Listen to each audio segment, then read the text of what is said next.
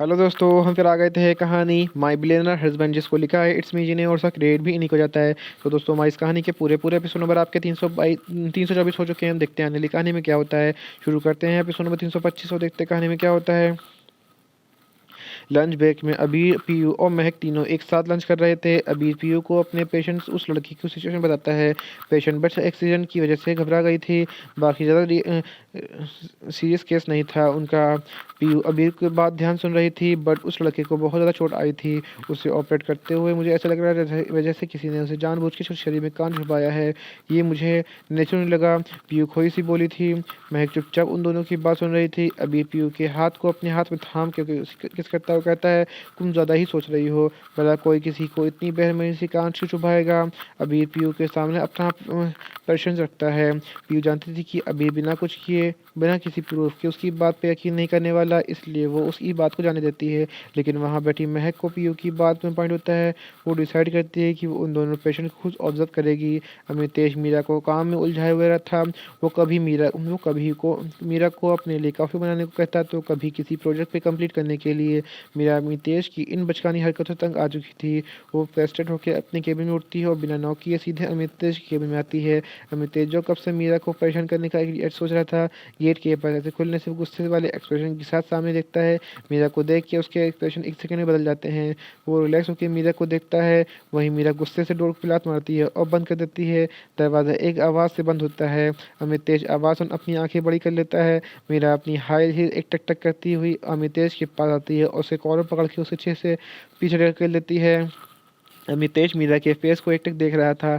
उसके आगे मुंह उसके आगे मूव के लिए सोच रहा था। तभी मीरा अमितेश की गोद में बैठ रहती है। दोनों के फेस एक दूसरे के सामने होते हैं। मीरा अमितेश की आंखों में देखते हुए अपने हाथों को अमितेश के गर्दन के पीछे ले जाती है। अमितेश आंखें फाड़े मीरा को देखता है। ये लड़की कल ही तो मुझे सही बिहेव करने के लिए इसकी का लेक्चर दे रही थी, और आज खुद मेरी इज्जत पर हाथ डाका डाल रही है। अमितेश अपने आप में सोचता है। मीरा अमितेश को किसी सोच में डूबा देख अपने हाथ उसी कदम में कस लेती है। वो दांत भींचते हुए पूछती है, किस छोड़ के खड़े में गुम हो तुम, बताओ। अमितेश मीरा के हाथ हटाने की कोशिश करते हुए कहता है, तुम्हारे होते हुए किसी और चौड़ाई के बारे में क्यों सोचूंगा। अमितेश को अपनी खुद की कही बातों को अटपटी सी लगती है। वो डरते हुए मीरा को देखता है, जो काली माँ के अवतार के लिए उसके वार करने के लिए बेताब थी।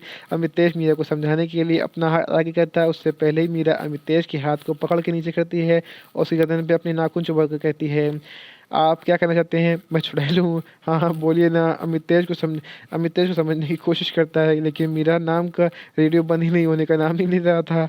मेरा रोते हुए अमितेश से बताओ ना, बताओ मैंने कब से तुम्हें खून पिया, बताओ कब मैंने तुम्हें ऐसा काटा। मीरा अमितेश की गर्दन पर जोर से काट के पूछती है। मीरा ने अमितेश को कुछ ज़्यादा ही जोर से काट लिया था। उसकी गर्दन पर मीरा के दांतों के साफ निशान बन गए थे। मीरा फिर से अमितेश की होठों पर जोर से काट लेती है और पूछती है, बताओ कभी मैंने तुम्हारे होठों को ऐसे काटा है, नहीं ना, फिर तुम मुझे चुड़ैल कैसे कह सकते हो, बताओ। मीरा ने काट काट कर वो डरते हुए मीरा को देखता है, और जो काली माँ की अवतार लिए उसे वार करने की बेताब। एक मिनट वापस बोल दिया। मीरा ने काट काट कर अमितेश को चेहरा नक्शा बिगाड़ दिया था। अमितेश की अंतरात्मा चीख चीख के हाँ कहना चाहती थी, पर मीरा का आक्रामक रूप देख के अमितेश जल्दी से नाम में मुंडी हिला देता है। मीरा अमितेश की सिर थपथपाती है और अमितेश की गाल खींचते हुए कहती है, मेरा प्यारा बच्चा। अमितेश मीरा के ऐसे पल पल बदलते बिहेवियर को देख कर सोच में पड़ गया था। कुछ सोच के उसकी आंखें हैरानी फैल जाती हैं। वो सीरियस एक्सप्रेशन के साथ मीरा को देखता है। वो मीरा की देख बहुत घबराया हुआ था। मीरा अमितेश के चेहरे को उड़ा हुआ रंग देख के उससे प्यार से पूछती है, क्या हुआ हब्बी, तुम्हारे चेहरे का रंग क्यों उड़ गया। मीरा अमितेश के माथे पे हाथ रख के उसे चेक करती है, दिखाओ कहीं बुखार तो नहीं हो गया। अमितेश मीरा के हाथ को अपने हाथ में लेके चुपचाप बैठ जाता है। वो एक सांस छोड़ते हुए मीरा को अपने सीने से लगा देता है और उसके बालों में हाथ फेरता है। मीरा को अमितेश कुछ परेशान से नजर आ रहा था। मीरा कुछ टाइम अमितेश के सीने पे ऐसे लेटी हुई थी, पूछती है, हब्बी आर यू ओके, तुम इतने परेशान क्यों हो। मीरा अपने पप्पी फेस बना के अमितेश की आंखों में देखती है। अमितेश मीरा को जवाब ना देके उसके होठों पे अपनी होठ रख देता है। और यहीं पे कहानी का एपिसोड नंबर आपका 325 कंप्लीट होता है। मुझे लगता है वक्त है तो मैं इसी कहानी का एपिसोड नंबर 326 ऐड करता हूँ और देखता हूँ आने वाली कहानी में क्या होता है।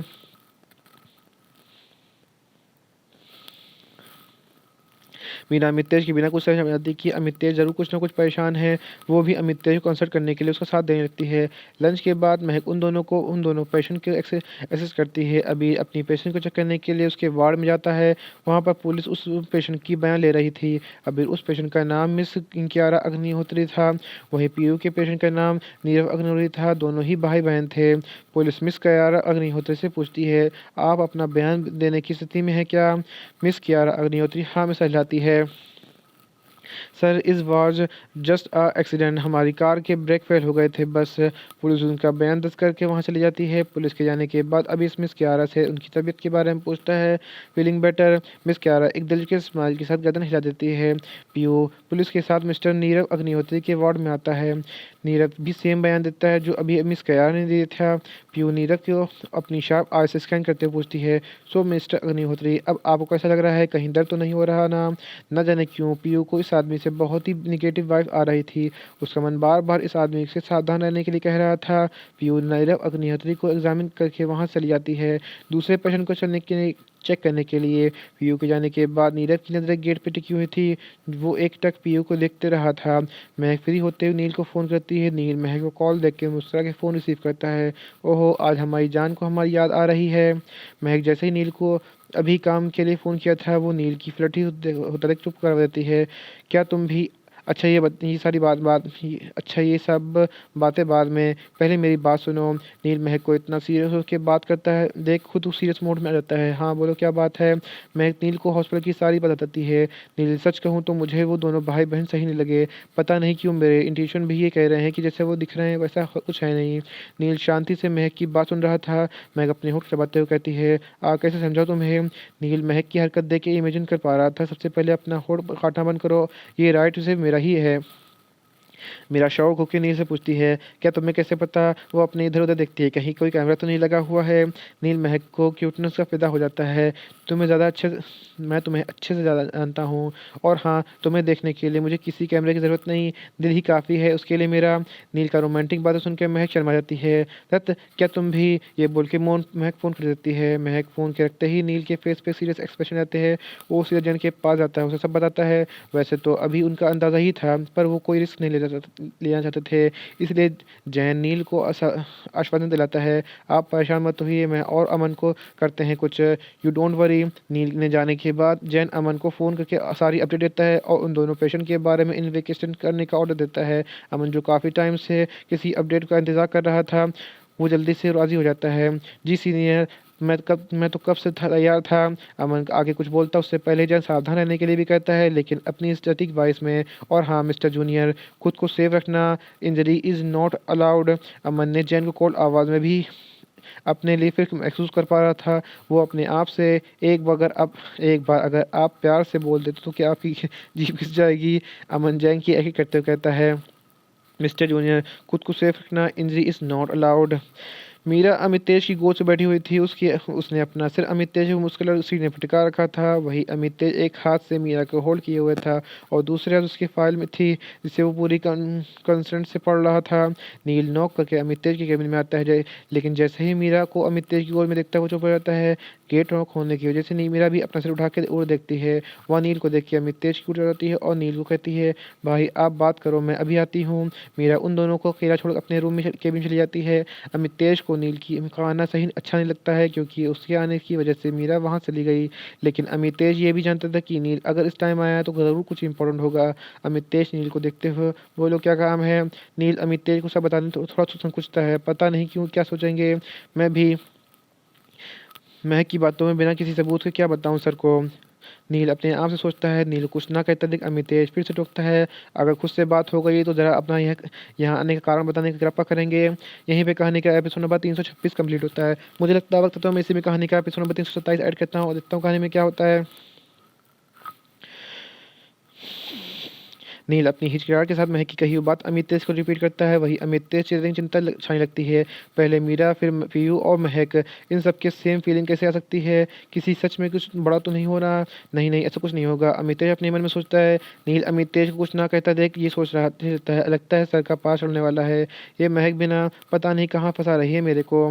नील अभी अपनी ही सोच में था, तभी अमितेश से बोलता है, कुछ तो होने वाला है, तुम्हें पता है मीरा को अपने बर्थडे से पहले ऐसी वाइब आ रही थी। अमितेश की बात सुनकर नील के कान खड़े हो जाते हैं। वो सरप्राइज होकर अमितेश को देता है। अमितेश, सबसे पहले हमें बच्चों को सेफ रखना होगा, हम बच्चों के साथ कोई रिस्क नहीं ले सकते। अमितेश को अब हल्की सी चिंता होने लगी थी, वो अपने परिवार की आस नहीं आने दे सकता था। नील, सर कैसा रहेगा अगर हम उन दोनों भाई बहनों को सिर्फ पूछताछ की करें अपने तरीके से। अमितेश, अमन को बोल उन दोनों पर अपने फार्मूले अपनाए अप्लाई कर सच निकलवाने उन दोनों से। नील जी सा करके वहाँ चला जाता है। अमितेश अब किसी की कीमत में अपने परिवार को बिखरने नहीं दे सकता था। वो एक आ भरते हुए वापस अपनी चेयर पे आके बैठ जाता है। जैन भी अमितेश के सेम टॉपिक पे डिस्कस करने के लिए वहाँ आता है। बॉस अमितेश जैन से, जैन आई होप नील ने तुम्हें भी सब बता दिया होगा। जैन सर हिला देता है। अमितेश गहरी सांस लेते हुए, ज़रा स्टार्टिंग से चेक करो, कुछ तो है जो हमसे छूट रहा है, कुछ तो है जो हम देख नहीं पा रहे हैं। You check in once again from अब बिगिनिंग। जैन अमितेश से बात करके अपने टास्क में जुट जाता है। अभी इंटेंशन भरे माहौल से अनजान मिस कियारा अग्निहोत्री का एग्जामिन कर रहा था और साथ उसे नॉर्मल बातें भी कर रहा था। पीयू मिस्टर नीरव अग्निहोत्री के पास खुद न जाके अपनी जगह दूसरे डॉक्टर को भेज देती है, क्योंकि उस इंसान का जगह देखते उसके दिमाग में नसें को हो रही थी। उसे कुछ सही वाइब्स नहीं आ रही थी और इस पेशेंट से, इसलिए वो उसे ऑब्जर्व करना ही से ना करना ही बेहतर समझ रही थी। पीयू कुछ देर के दूसरे पेशेंट को विजिट कर अभी के केबिन में आ जाती है उससे मिलने, लेकिन उस समय अभी मिस क्यारा अग्निहोत्री के वार्ड में उसे चेक करने के लिए गया हुआ था। पीयू बाहर आकर एक नर्स को रोक के उससे पूछती है, सिस्टर आपने डॉक्टर अबीर को देखा है क्या? हॉस्पिटल में को सभी को पता था कि अबीर और पीयू दोनों हस्बैंड एंड वाइफ हैं। नर्स, यस मैम, डॉक्टर अबीर रूम नंबर 14 में है, न्यू पेशेंट के वार्ड में। पीयू मन ही मन अबीर को गुस्सा होती है। वो नर्स को स्माइल करते हुए थैंक्स कहती है और अपने कदम रूम नंबर 14 पे बढ़ा देती है। अभी मिस कियारा से, आपको कहाँ पेन हो रहा है? दरअसल मिस कियारा ने ही नर्स को कहा था कि वो उन्हें बहुत पेन हो रहा है, डॉक्टर को बुला दें। मिस कियारा जो मेरे राइट मिस कियारा जी मेरे राइट शोल्डर में। वो अपने चेहरे में बहुत ही सर दर्द वाला एक्सप्रेशन लाते हुए अभी से बोली थी। अभी मिस कियारा के शोल्डर को एग्जामिन करता है, तभी पीयू एकदम से वार्ड का डोर ओपन करके अंदर आती है। गेट से ऐसा लग रहा है जैसे वो दोनों इंटीमेट मूवमेंट चल रहा हो। मिस कियारा का हाथ अबीर के शोल्डर पर था। अबीर मिस कियारा को शोल्डर को हाथ दबाते हुए पूछता है, आपको यहाँ दर्द हो रहा है क्या? कियारा ने पीयू को देख लिया था। वो अबीर को दबाव बनाते हुए जानबूझ के एक जोर से निकाल देती है। अबीर मिस कियारा का हाथ अपने शोल्डर से हटा देता है और कहता है, मैं नर्स को बोल दूंगा आपको शोल्डर एक्सरसाइज के लिए, इट्स नॉर्मल। अभी एक वहाँ जाने के लिए टर्न होता है तो वहाँ उसे पीयू को हॉल्ट फोल्ड किए अपने सीने पर रखे हुए दिखती है। अभी अपने मन में ऐसा क्यों लग रहा है जैसे ये तूफान से पहले ही की शांति है। पीयू को देख मिस कियारा अपने फेस पे इनोसेंट एक्सप्रेशन लाते हुए कहती है, आप गलत समझ रही हैं वो हम। मिस कियारा अपनी बात पूरी करती है उससे पहले ही पीयू अपना हाथ दिखा के उससे बोलने से चुप कर देती हैं। You need not to explain me everything. He is my husband and I need not to clarify about him. मुझे अपने पति पे पूरा यकीन है, बट वो क्या है ना, I can't say anything about others. Piyu miss Kiara को वार्निंग वाला लुक देते हुए कहती है। अबीर को पीयू का कैसे समझ नहीं आता, वो कुछ पूछता उससे पहले ही पीयूष का हाथ पकड़ के उसे अपने साथ खींच के वार्ड से बाहर ले जाती है। उन दोनों को जाते ही मिस कियारा के फेस पे डेविल स्माइल जाती है। पीयू अबीर को उसके वार्ड में लाती है और सीधा वॉशरूम में धक्का देती कहती है, first of all clean yourself. अबीर, बट क्या हुआ? पीयू अबीर को खाली नजरों से घूरती है। डू यू वांट, मैं तुम्हें यही तुम्हारे वार्ड में मार मार के अधमरा कर दूंगी। If not then do what I said to you.